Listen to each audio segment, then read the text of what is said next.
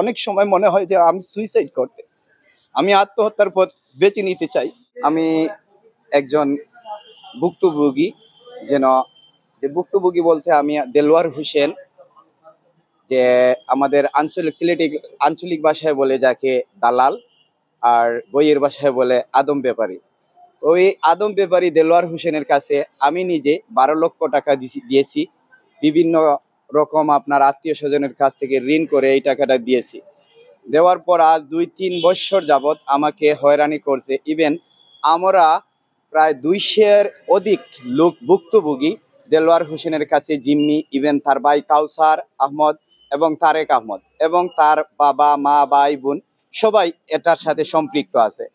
তো আমি প্রাইম সিলেটের মাধ্যমে আমি বিয়ানীবাজার উপজেলাবাসী, সিলেট জেলার গণ্যমান্য ব্যক্তি তথা বর্তমান সরকারের নিকট আমি দৃষ্টি আকর্ষণ করে বলতেছি এবং আপনাদের কাছে আমার আকুল মিনতি, আমরা এই যে ভুক্তভোগী ভাইয়েরা আজকে নিঃস্ব হয়ে রাস্তায় বসে পড়ছি, আপনারা যেন আমাদের প্রতি একটু সদয় হন।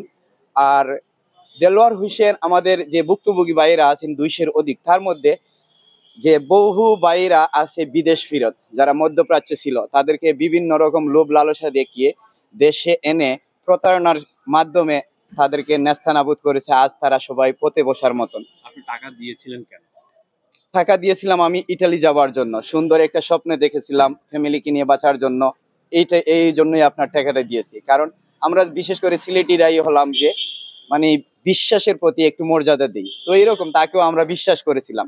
বিনিময়ে আমরা কেউ কেউ আপনার সে মানে চেকের মাধ্যমে ডিড হয়েছে বা স্টাম্পের মাধ্যমে সে ডিড করছে আমাদের।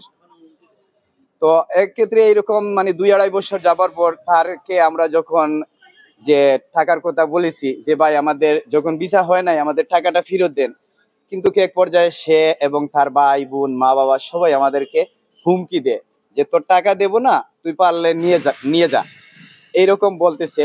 তো আজকে আমি মানে আমার মুখ দিয়ে কথা বাইর হচ্ছে না যে আমি এত মানে ভুক্তভোগী হয়েছি। আমার মন বলছে যে আমি কান্না করি, কিন্তু বিশ্বাস করেন ভাই, মানে এই যে 3 বছর থেকে যে রকম ভুক্তভোগী হয়ে আমি আজ নিঃস্ব হয়েছি, আমি মানে আমার ভাষা দিয়ে প্রকাশ করার মতো না যে এই দেলোয়ার হোসেনের জন্য, দেলোয়ারের ফ্যামিলির জন্য আজ আমি আজকে নিঃস্ব। আমার অনেক সময় মনে হয় যে আমি সুইসাইড করতে, আমি আত্মহত্যার পথ বেছে নিতে চাই, কিন্তু সেই দেলোয়ার আসলে সে একটা মানুষ নয়, একটা মানুষরূপী জানোয়ার। আমি সবার কাছে আকুল আনতি আবেদন জানাই এই বিয়ানীবাজার উপজেলা তথা সিলেট জেলার সবার কাছে যে এই দেলোয়ারকে যেন আপনারা যেখানেই পান আপনারা একটা পদক্ষেপ নেন এবং আইনের আওতায় আনেন। আমরা সকল ভুক্তভোগী ভাইরা এখন আইনের আশ্রয় নিতে আমরা বাধ্য হয়েছি। আনুমানিক কত টাকা হবে? আনুমানিক আপনার 30 থেকে 40 কোটি টাকা এরকম হবে। 30 থেকে 40 কোটি টাকার মতন হবে। সে আত্মসাৎ করে এখন বাড়ি থেকে পলাতক। তারপর বিরাট বিরাট আপনার সম্পদের পাহাড় গড়েছে সে।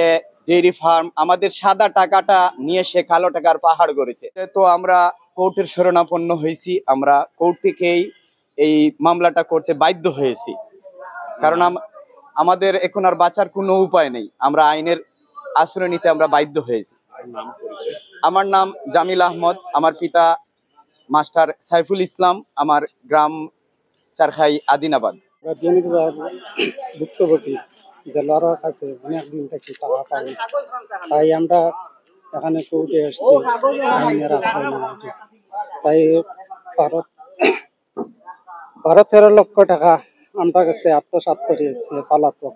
আসলে আমরা এখানে যে উদ্দেশ্যে আজকে একত্রিত হয়েছি, উদ্দেশ্যটার মেন মাকসুদ হচ্ছে যে আমাদের এখানে প্রায় 40 থেকে 50 জন যুবক ভাইয়েরা এখানে আসছে। তারা ইটালিতে যাওয়ার জন্য একজন মানুষের কাছে কিছু টাকা জমা দিছিল, কিন্তু মানুষটা সম্পূর্ণ টাকা নিজে আত্মসাৎ করে সে বাসায় বসে আছে, লুকায়িত আছে আর কি। এখন ঠিক তেমনিভাবে একজন ভুক্তভোগী হচ্ছে আমার ছোট ভাই আবদুল্লাহ, তাকে নিয়ে আজকে আমি তাদের সামনে হাজির হয়েছি। এখন দেশের মানুষের কাছে, আইনের কাছে আমাদের চাওয়া এটাই যে আমাদের ন্যায্য দাবিটা আদায় করে। আমার নাম হাফেজ তাওহিদুল ইসলাম। একটা মানুষের কতটুকু সম্বল থাকে আসলে, যে সম্বল দিয়ে আসলে নিঃস্ব হয়ে আজকে আমার পিছনে যে মানুষগুলো দেখছেন তাদেরই প্রায় 200 জনের প্রতিনিধি হয়ে আজকে কিন্তু কোর্টের বারিন্দায় কিন্তু তারা ইতিমধ্যে এসেছে। এবং কি যদি আমরা কথাগুলো শুনেছিলাম দীর্ঘক্ষণ থেকে, প্রায় অনেকের 16 লাখ থেকে একবারে 13 লাখ টাকা পর্যন্ত এরকম করে নেওয়া হয়েছে। প্রায় অর্ধশত পরিবার কিন্তু নিঃস্ব হয়ে গিয়েছে। একজন মানুষের কাছে আসলে এই 200 জন মানুষ জিম্মি হয়ে আছে। আসলে কি আদৌ কি তাকে ধরা সম্ভব হচ্ছে কিনা, ন্যায্য যে টাকাটা দিয়েছিল আসলে সেই টাকাটা যেন ফেরত পায়, এবং কি আইনের প্রতি শ্রদ্ধাশীল, এবং কি অন্তর্বর্তীকালীন সরকারের যারা প্রতিনিধি আছেন, যারা কাজ করতেছেন মাঠে, তাদের প্রতিও শ্রদ্ধাশীল, যেমন এই মানুষটাকে ধরে আইনের আওতায় নিয়ে এসে আসলে এই টাকাগুলা ফেরত দেওয়ার মতো।